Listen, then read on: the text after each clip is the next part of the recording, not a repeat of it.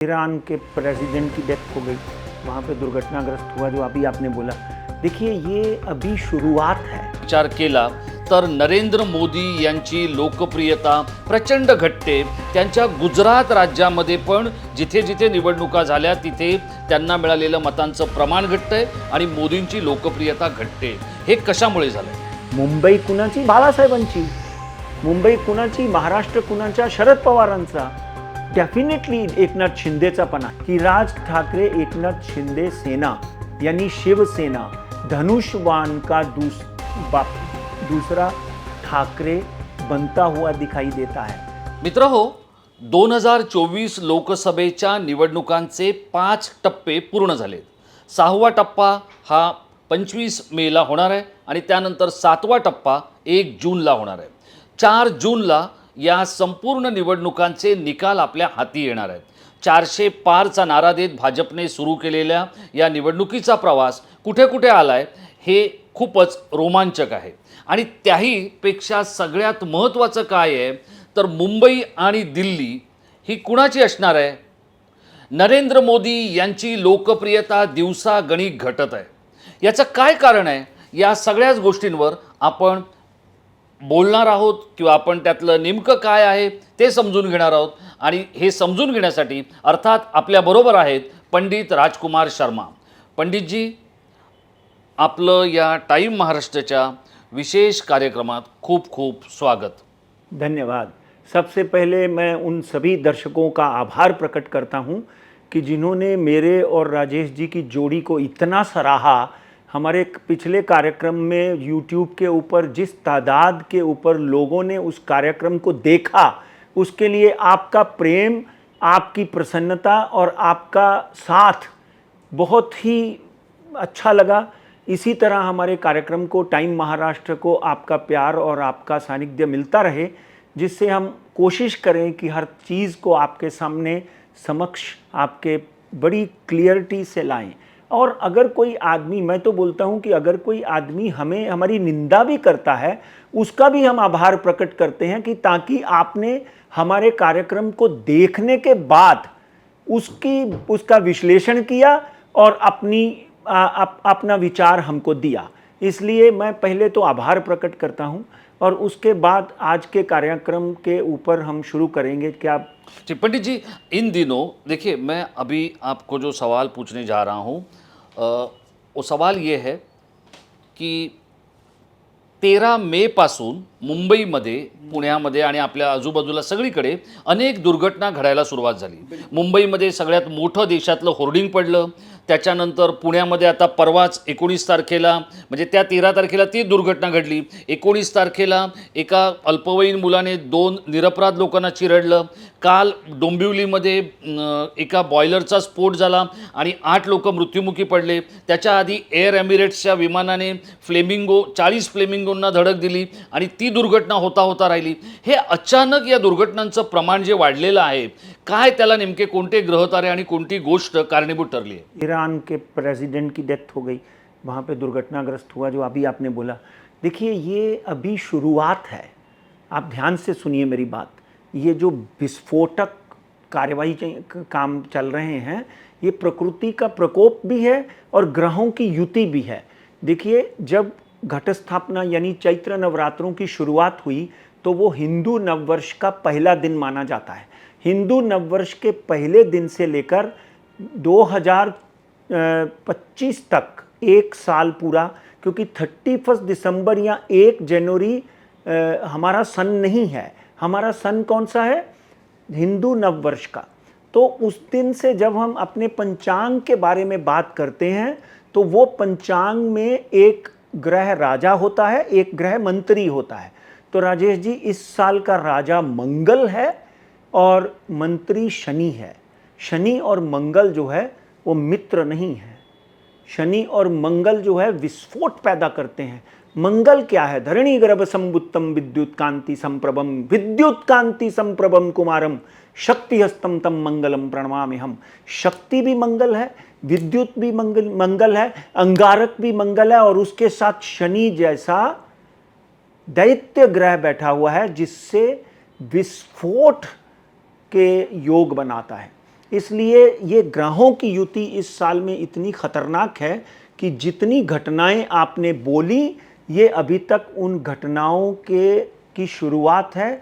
बहुत सी घटनाएं और भी इस साल में हो सकती हैं, और भारत का कोई बड़ा नेता अपनी सुरक्षा का ध्यान रखे, उनको भी इस तरह की दुर्घटना में, जैसे राजीव गांधी जो है आपने देखा विस्फोट में मारे गए, कोई ना कोई बड़ा नेता भी इसी ग्रह दशा के चपेट में आ सकता है, या भारत का या विदेश का। क्योंकि मंगल और शनि जब भी इकट्ठे होते हैं वो बहुत अच्छे नहीं होते। उसको बोलते हैं कि ये एक सुरली बम होता है ना महाराष्ट्र में अपन जब दिवाली में, तो ये सुरली बम नहीं, ये बहुत बड़ा ऐसा एटम बम बन जाता है। इसलिए यह बरस के लिए आप सबसे प्रार्थना है, ओम गण गणपताय नमः, गणपति बप्पा का आशीर्वाद जरूर लें, और शनिवार को हनुमान चालीसा सब लोग पढ़ें, ताकि ऐसी दुर्घटना ना हो, चाहे इंडिया हो, चाहे विदेश है, चाहे ईरान है, चाहे जापान है। तो कहीं भी मानव जाति जो है वो सुखी रहे। और सब लोग, अभी परसों मैंने देखा सिंगापुर का एक विमान गिरते गिरते बच गया, 6000 फुट नीचे आ गया। सबसे पहले तो वो टर्बुलेंस में, थंडर स्टॉर्म में फंस गया। अगर आप विमान के अंदर की परिस्थिति देखें तो वो विमान के अंदर की परिस्थिति देखकर आपको लगेगा कि इसमें कोई भी यात्री बचा होगा कि नहीं, मगर उसमें सब यात्री बच गए। सिर्फ एक व्यक्ति लंदन के थे जिनको हार्ट अटैक हुआ और उनकी मृत्यु हो गई। मगर ये विस्फोट चालू रहने वाले हैं, अपने को अपना ध्यान रखना पड़ेगा। और ग्रहों में जो लिखा है, भाग्य जायते सर्वदा न पुरुषम न कौशलम, जो लिखा है उससे भाग कर कोई नहीं जा सकता। पंडितजी, आता तुम्ही म्हणताय की जे प्रारब्धामध्ये लिहिलेलं आहे त्याच्यापासून कुणीच लांब जाऊ शकणार नाही आहे. भाजपच्या प्रारब्धामध्ये काय लिहिले बघा, आज जी काय ताजी आकडेवारी आलेली आहे तिचा जर आपण विचार केला तर नरेंद्र मोदी यांची लोकप्रियता प्रचंड घटते.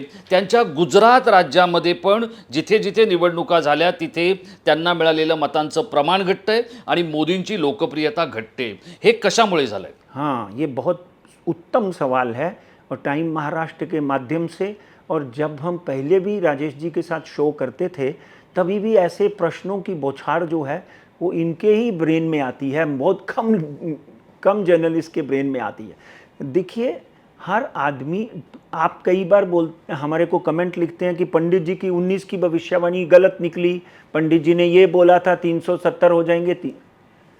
यहाँ हर 2 दिन में चंद्रमा अपनी गति बदलता है।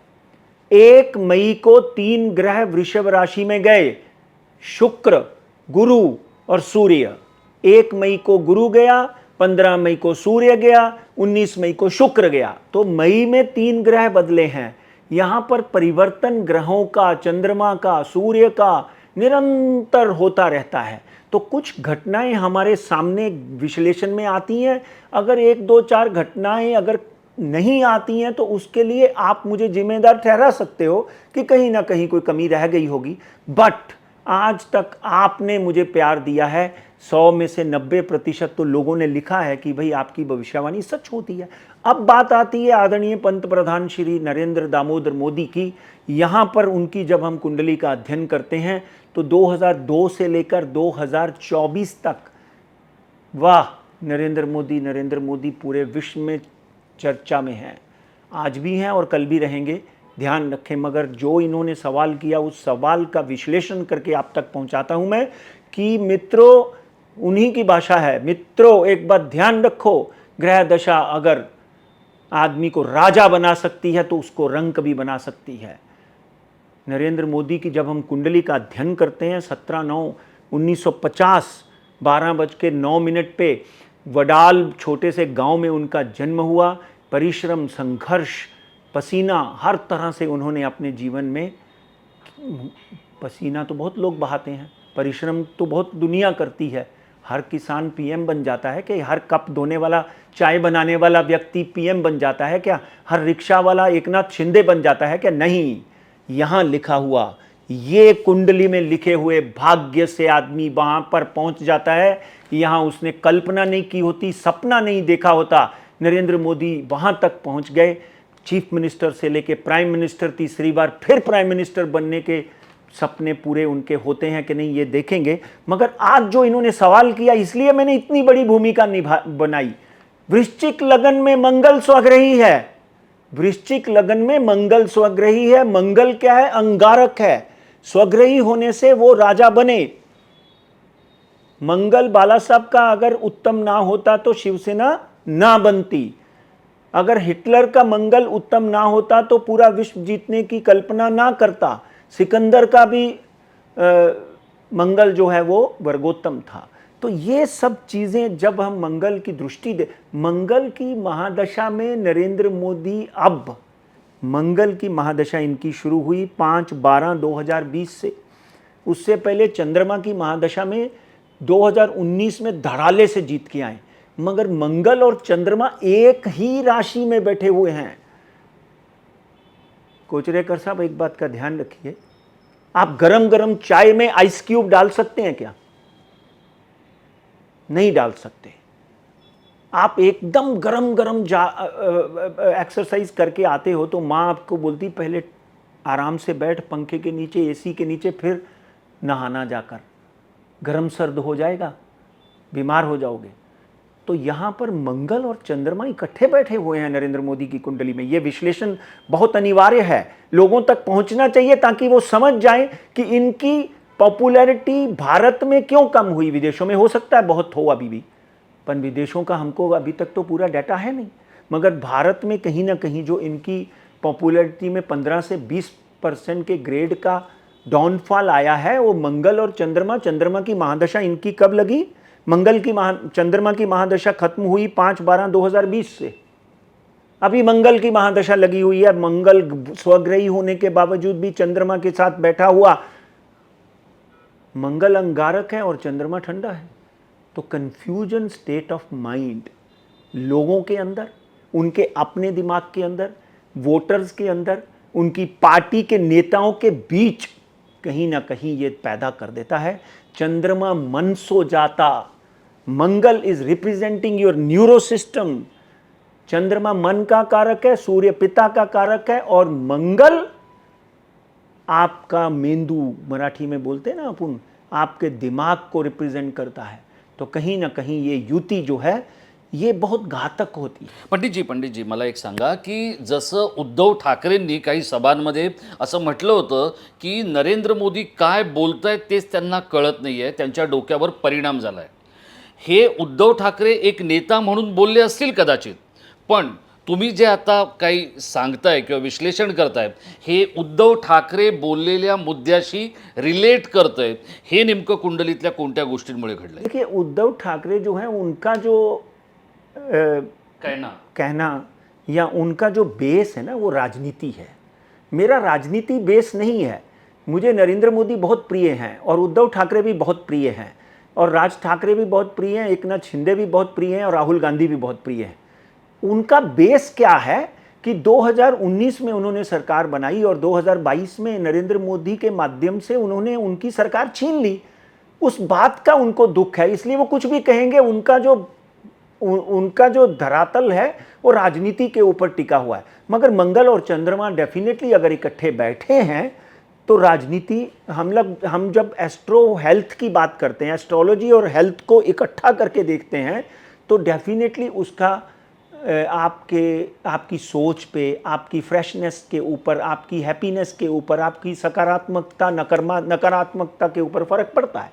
मंगल और चंद्रमा जिसका भी इकट्ठा बैठा है, हम उसको बोल देते हैं कि भाई साहब आपको कभी डिप्रेशन तो नहीं हुआ। मगर नरेंद्र मोदी योगी हैं, वो रोज प्राणायाम, योगा और व्यायाम करते हैं, इसलिए उसके चांसेस कम हैं। तब भी अगर कोई किसी तरह की इस तरह का उद्धव ठाकरे को समझ में आया है या मुझे समझ में आ रहा है तो उसका 10-15-20% इफेक्ट हो सकता है। मगर उनके भाषण आज भी दहाड़ते हैं। हाँ, इधर उधर कभी हो जाता है। जब आप दिन में 12 रैलियां करेंगे तो 12 में से 2 रैलियों में कुछ ना कुछ इधर उधर बोल सकते हो आप। मगर देश को आगे बढ़ाने के लिए, देश को गौरवान्वित करने के लिए आदरणीय नरेंद्र मोदी ने जो कदम उठाए हैं, मुझे आज तक कोई प्रधानमंत्री ऐसा नहीं मिला जिसने उठाए। पंडितजी, जर आपण गेल्या वेळचा 2019चा जर आपण विचार केला तर त्यावेळेला पहिल्या 5 मध्ये नरेंद्र मोदी यांना स्थान मिळवता आलेलं नव्हतं. तेव्हा ते लोकप्रियतेच्या लाटेवर होते. 2014मध्ये ते शक्य झालं नव्हतं. आता तर त्यांची लोकप्रियता घटलेली आहे. अशा परिस्थितीमध्ये वाराणसीमधून ते 1 तारखेला निवडणूक लढणार आहेत. त्या पहिल्या 5 सर्वाधिक मतं मिळवणाऱ्या लोकांमध्ये अमित शहा होते, पण नरेंद्र मोदी नव्हते. यंदा त्यांच्या ललाटी काय लिहिलं, ही जी लोकप्रियता घटते आहे आणि आता तुम्ही सांगितलेला कुंडलीचा जो योग आहे तो पाहिल्यानंतर त्यांची कामगिरी चांगली होईल की वाईट होईल? देखिए यहाँ तक वाराणसी की सीट का सवाल है तो वहाँ पे नरेंद्र मोदी की कुंडली और latitude and longitude and Bharatiya Janata party की कुंडली का हम जब समावेश करते हैं और वहाँ पे आदरणीय चीफ मिनिस्टर योगी आदित्यनाथ की करतूतों का या कामों का या परिश्रम का बात करते हैं तो इस देश में अगर सबसे ज़्यादा सीटें वोट्स अगर किसी को मिलेंगी वो वाराणसी की सीट भारतीय जनता पार्टी के प्रधानमंत्री नरेंद्र मोदी की होंगी। मुझे नहीं लगता है कि कहीं भी वहाँ पर वोटों में नरेंद्र मोदी कम पड़ेंगे। मैं आम जीवन की बात करता हूँ, या भारतीय जनता पार्टी आगे आकर सरकार बनाएगी, उनको और कितना नुकसान होगा उसकी बात कर रहा हूँ मैं। बट एज ए व्यक्ति नरेंद्र मोदी देश में सबसे ज़्यादा मतों में जीतकर आते हुए मुझे दिखाई देते हैं। आगे भोलेनाथ जाने, क्योंकि वो शहर वाराणसी भोलेनाथ का है।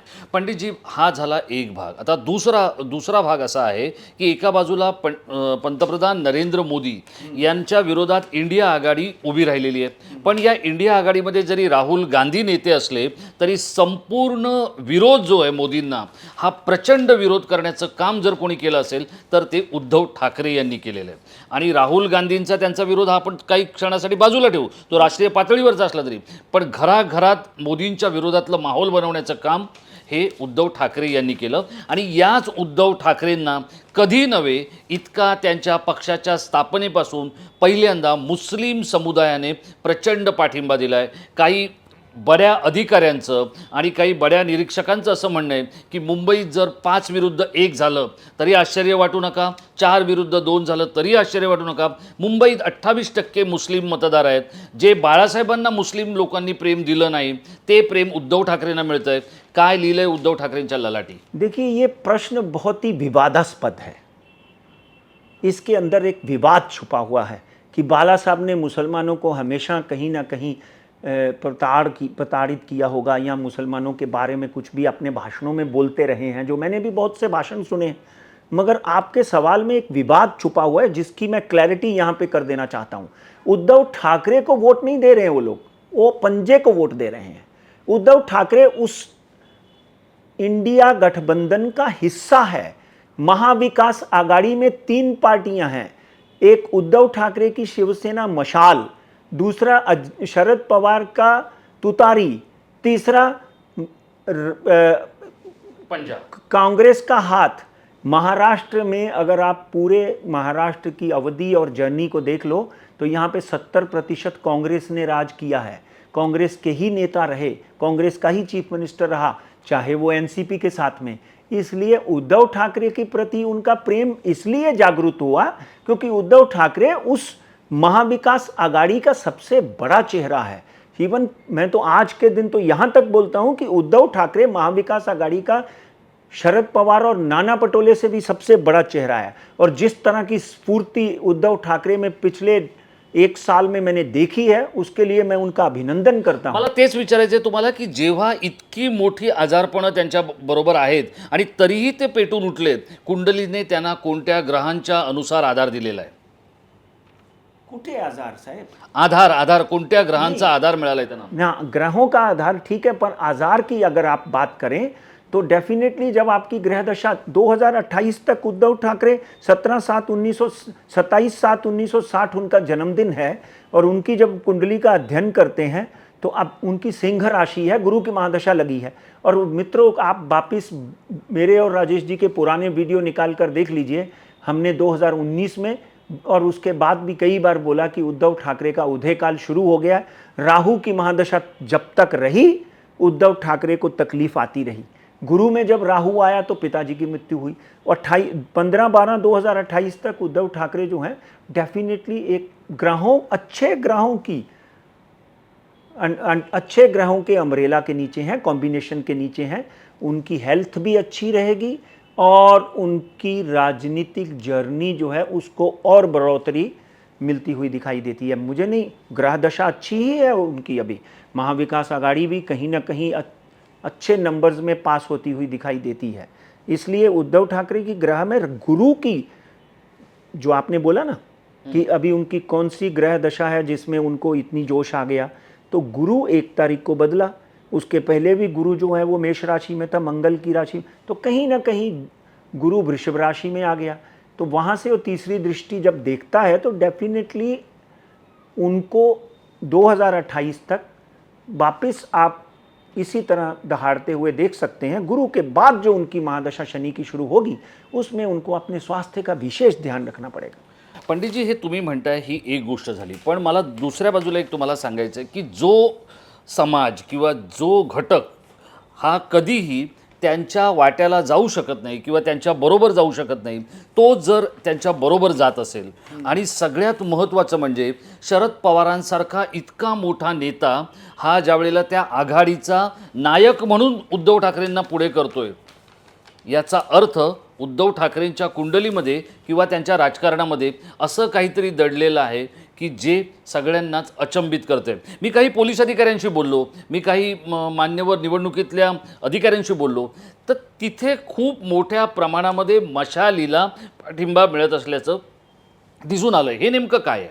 नहीं, वो मशाल जहाँ जहाँ पे उद्धव ठाकरे के कैंडिडेट खड़े हुए हैं वहाँ पे कांग्रेस के, देखिए पर्टिकुलरली उत्तर भारतीय जो हैं उन्होंने और मुस्लिम समुदाय ने कहीं ना कहीं उद्धव ठाकरे मतलब महाविकास आघाड़ी को पाठिंबा दिया है और भरपूर वोट दिए हैं, भरपूर आशीर्वाद दिया है।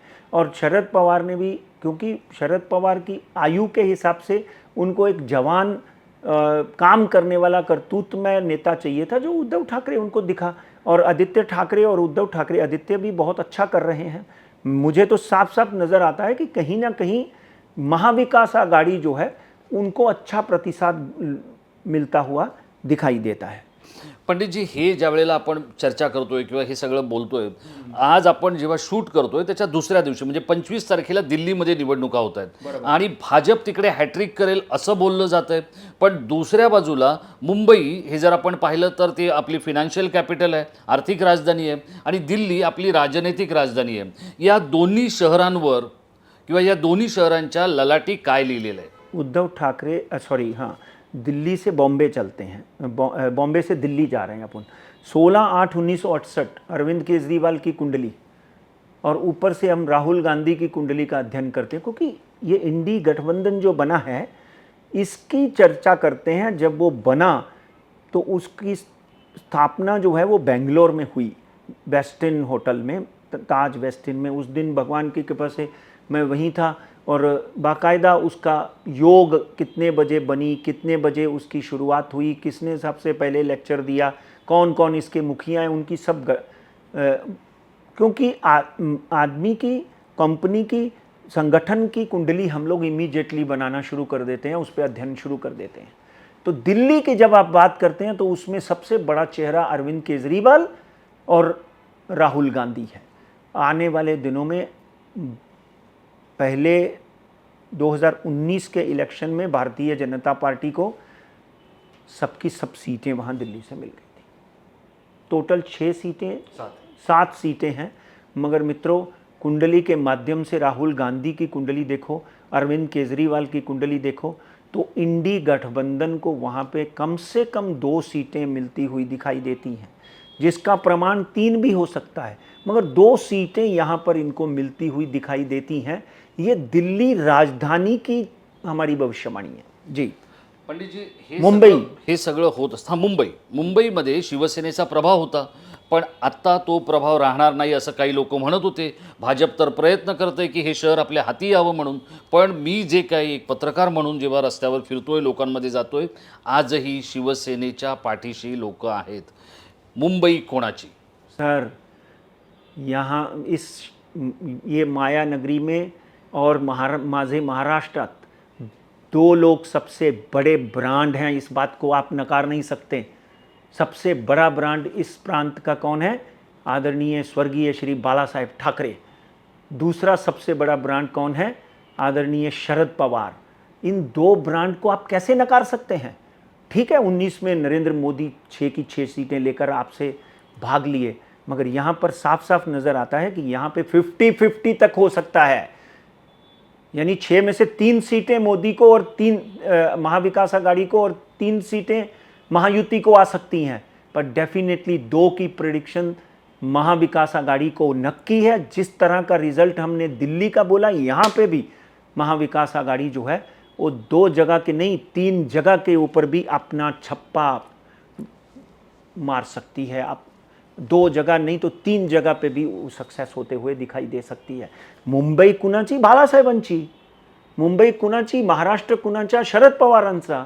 डेफिनेटली एकनाथ शिंदेचा पण आहेत, ये मैं मानता हूं आपकी बात। मगर आज आपने एक बात देखी, 28% मुसलमानों ने, मुस्लिम भाइयों ने किसको वोट दिया? एक तरफा महाविकास आघाड़ी को वोट दिया बोलते हैं लोग।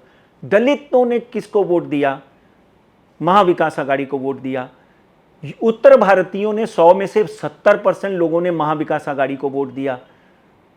तो यहां पर महाविकास आघाड़ी 2 सीटों पे तो मिनिमम और 3 सीटों पे मैक्सिमम जीतते हुए दिखाई देती है।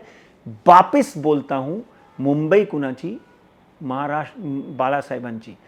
महाराष्ट्र कुणाचा? सगळ्यांच्या मराठी माणसाच्या पट शरद पवारचा पण।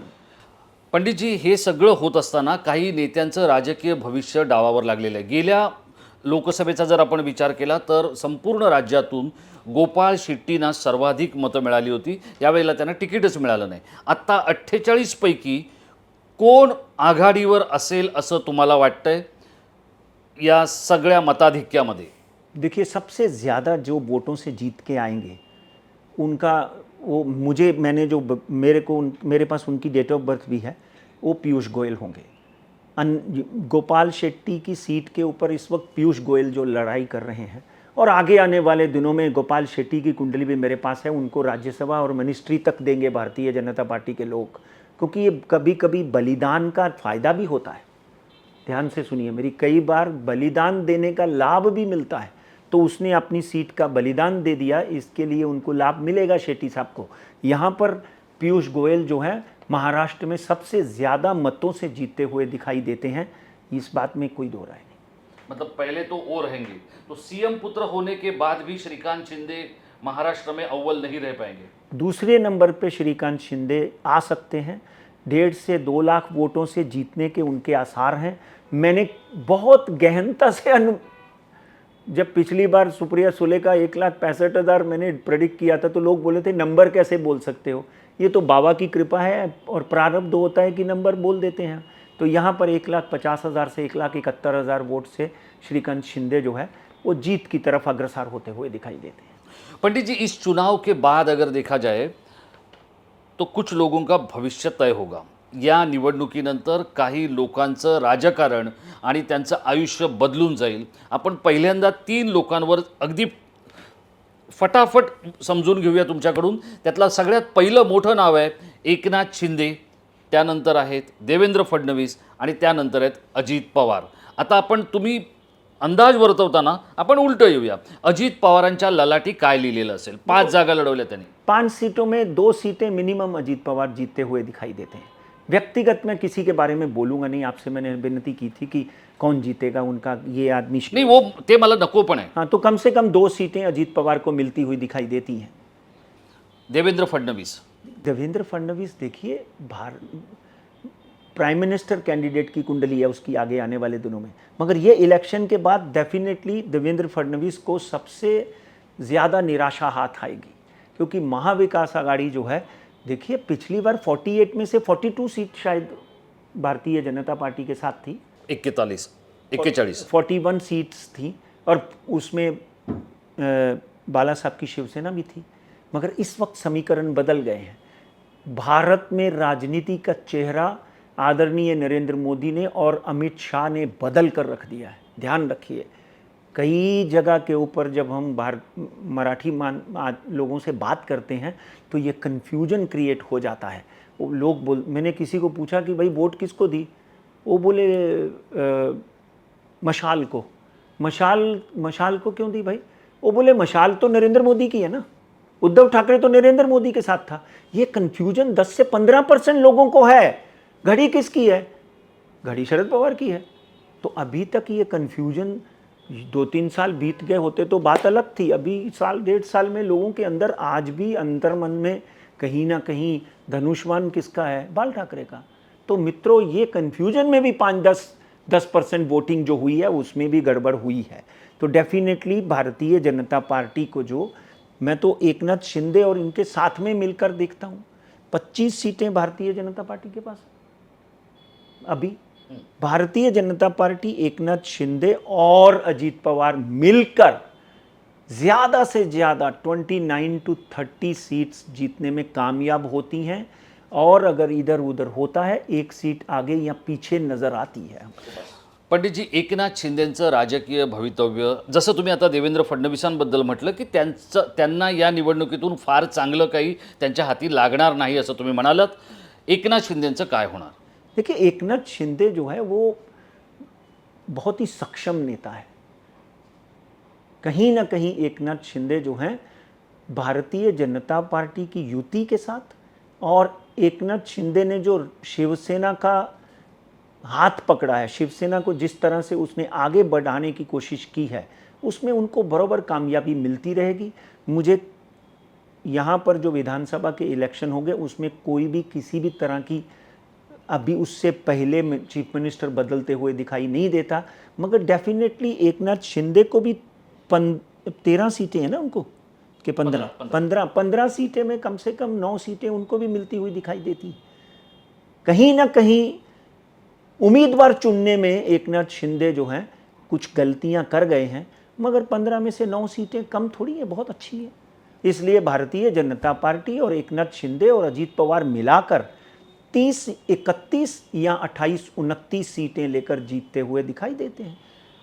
आता या संपूर्ण कार्यक्रमातला सगळ्यात महत्त्वाचा प्रश्न मी पंडितजींना विचारणार आहे. पंडितजी, या निवडणुकीनंतर एरवी म्हणजे आपल्या सगळ्यांना माहीत असलेला नेता म्हणजे मराठी माणसांचा बाळासाहेबांनंतरचा नेता कोण असेल, तर सोशल मीडिया आणि डिजिटलमध्ये आपल्याला राज ठाकरे दिसतात.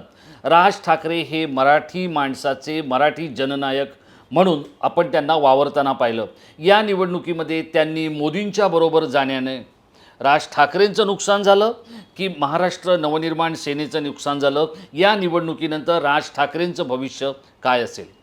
पंडितजी, हे मी तुम्हाला एवढ्यासाठी विचारतोय, या निवडणुकीमध्ये सगळे राजकीय पक्ष आपापल्या मुलांची काळजी घेताना दिसत होते. आज ज्या वेळेला आपण हा कार्यक्रम शूट करतोय त्यावेळेला अमित राज ठाकरे यांचा वाढदिवस आहे आणि त्यांच्या वाढदिवसाच्या दिवशी अमित ठाकरे यांचं म्हणजे त्यांच्या पक्षाचं म्हणजे त्यांचंच झालं आणि त्यांच्या वडिलांचं नेमकं राजकीय भविष्य काय असणार आहे?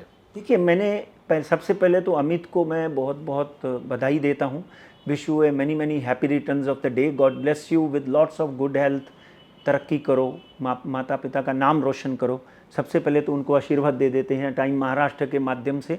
और दूसरी बात, राज ठाकरे का बीजेपी के साथ में जाना, ये तो पूर्व घटित था। देखिए, पिछले 2-3 सालों में उन्होंने कभी एनसीपी, कभी एक नेता अपने लिए एक जगह ढूंढता है। तो मैं तो बोलता हूं कि बाला साहब के होते हुए वो जगह बीजेपी के साथ में थी, वापस उनके पास आ गई। राज ठाकरे की कुंडली 14/6/1968 मकर राशि में शनि की 7.5 का लास्ट ढैया चल रहा है। जब शनि का लास्ट ढैया चलता है तो जाते हुए कोई जैकपॉट देके जाता है।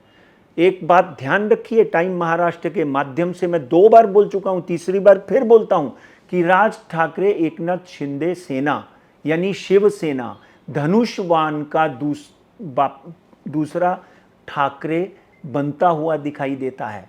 जब आपकी शनि की लास्ट 7.5 होती है, 2.5 साल, उसमें कहीं ना कहीं एकनाथ को भी हो सकता है कि महाराष्ट्र में ठाकरे चाहिए हो, तो उन्होंने अपना ठाकरे ढूंढ लिया हो। अभी ये तो भविष्य में पता चलेगा कि मैं 2 बार बोलने के बाद तीसरी बार क्यों बोल रहा हूँ। कहीं ना कहीं कोई ना कोई प्रारब्ध मेरे दिमाग में आ रहा है। उनकी कुंडली में देखता हूँ तो इस वक्त उनकी शनि की महादशा 2030 तक है। शनि ने उनको बहुत प्रताड़ित किया 2011 से 2030 तक, मतलब पहले 10 साल तो शनि बहुत प्रताड़ित करता है। वो खुद बीमार हुए, शर्मिला बीमार हुई, अमित बीमार हुए। उनकी फैमिली में बहुत सी ऐसी घटनाएं हुई जो वो खुद भी सोच रहे होंगे कि ऐसे क्यों हो रहा है। तो अब जो है शनि जो है वो सकारात्मक हुआ है। और मैं तो 19/2/2024 के बाद ही उन्होंने बीजेपी का दामन थामा। 19/2/2024 फरवरी के बाद ही थामा ना। जी। तो इस वक्त उनकी कुंडली में शनि में मंगल जो बहुत ही उच्च का है, उनकी वाणी देखते हैं आप, बिल्कुल बाला साहब जैसी है। तो मंगल जो उनका उच्च का है, शनि में मंगल है, उनको अभी भी अपनी हेल्थ का ध्यान रखना पड़ेगा। और 30/3/2025 में मंगल पॉजिटिव बैठा हुआ है। शनि इस वक्त गोचर में कुंभ राशि में बैठा हुआ है। तो कहीं ना कहीं अगले विधानसभा के चुनाव के लिए राज ठाकरे ने अपनी जमीन तलाश ली है।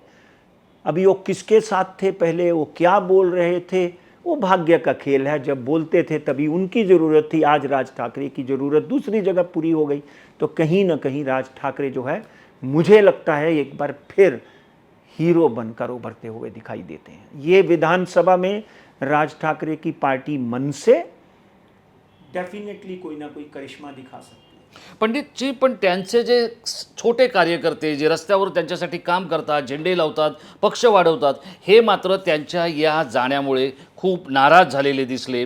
त्यांना कळत नव्हतं की आपला नेता काय करतोय आणि निर्णय काय घेतला जातोय. पण त्यांनी आपला आदेश मानला नेत्याचा आणि ते गेले. अशा कार्यकर्त्यांच्या पदरी निराशा पडण्याचं या कुंडलीत दिसतंय. जो निराशा, आशा, ये सब जो है ये समय का खेल होता है। आप समझे ना। मान लो किसी भी तरह से कोई भी बच्चा किसी माँ बाप के विरुद्ध जाकर विवाह कर लेता है तो 6 महीने साल भर में माँ बाप सोचते हैं कि चलो कोई बात नहीं, ये सुखी तो है। इसलिए कार्यकर्ता उनके साथ और जुड़ सकते हैं। हमारे एकनाथ शिंदे, उद्धव ठाकरे, बाल ठाकरे, ये और राज ठाकरे, ये कौन लोग हैं? ये सब बाला साहब के बच्चे हैं। Eventually what goes it comes around. तो ये इसी तरह राज ठाकरे के साथ हुआ, क्योंकि बाला साहब ने उनको बड़ा किया, अपनी गुड़ती दी, अपने तरीके से उनको आगे लेके गए, अपनी भाषा उनको दी, राजनीति का एक एक गुर उनको सिखाया। तो आज के दिन वो ये तीनों चारों लोग तो बाला साहब के ही वंशज, मैं तो बोलूँगा इनको। बाला साहब की भाषा बोलते हैं, उनके तरीके से बोलते हैं। तो आगे आने वाले दिनों में कल ये भी हो सकता है कि ये वापस इकट्ठे होकर इस महाराष्ट्र की सेवा करें। सर, राजनीति इस तरह बदल चुकी है कि आदमी परेशान हो जाता है कि भाई ये कैसे, शरद पवार उद्धव ठाकरे के साथ क्या कर रहा है बोर्ड होर्डिंग के ऊपर। ये आश्चर्य होता था, मगर धीरे धीरे लोगों के दिल में इसी तरह राज ठाकरे के कार्यकर्ता भी समझ जाएंगे कि भाई ये कलयुग की राजनीति है, इसमें कुछ भी कभी भी क्या हो सकता है। हे कलियुगचं राजकारण आहे असं पंडितजी म्हणतायत. आणि या कलियुगच्या राजकारणामुळेच 2014च्या लाटेवर असलेले नरेंद्र मोदी हे ज्या वेळेला त्यांची लोकप्रियता उतरणीला लागलेली आहे. आत्ता जसं मी म्हटलं की सगळ्यात महत्त्वाचा प्रश्न मी राज ठाकरेंचा विचारला. या कार्यक्रमातला सगळ्यात शेवटचा प्रश्न पंडित राजकुमार शर्मांसाठी. पंडितजी, अरविंद केजरीवाल हे पुन्हा 1 तारखेच्या निवडणुकीनंतर तुरुंगात जाणार की PM हाऊसमध्ये जाणार? 16/8/1968 अरविंद की कुंडली में तब से फॉलो कर रहा हूँ जब से उन्होंने आम आदमी पार्टी बनाई। इतनी बार मोदी जी और कांग्रेस ने कोशिश करने के बावजूद भी वो 3 बार जीतते। वहाँ की लोकल बॉडी भी जीते, 3 बार वो चीफ मिनिस्टर भी बने। मगर मित्रों, अब उनकी 18/3/2024 से शनि की महादशा शुरू हो गई है। शनि उनका 9वें घर में भाग्य स्थान पर बैठा हुआ है। और ये बात व्यक्तिगत तौर पर भी एक बार मैंने उनके किसी परिवार के सदस्य को बोली थी कि 18 मार्च के बाद उनके ऊपर मुसीबतों के पहाड़ टूट पड़ेंगे डेफिनेटली। 18 मार्च 2024 के बाद जो टूटे, जेल गए ना वो, जी। 18 मार्च के बाद ही गए। देखिए ये 18 मार्च 2024, जी, जी। शनि की महादशा, शनि उनका मंगल की राशि में है। डेफिनेटली अरविंद केजरीवाल की समस्याएं बढ़ सकती हैं। आम आदमी पार्टी की कुंडली के माध्यम से तो आम आदमी पार्टी बहुमत में, मतलब 13 सीटें पंजाब में हैं, आम आदमी पार्टी को 7 सीटें मिलती हुई दिखाई देती हैं। 7 सीटें, 5 सीटें कांग्रेस को, 1 सीट बीजेपी को, और दिल्ली में हम बोल चुके हैं कि कम से कम 2 नहीं मैक्सिमम 3 सीटें इंडिया गठबंधन को मिलते दिखाई दे रही हैं।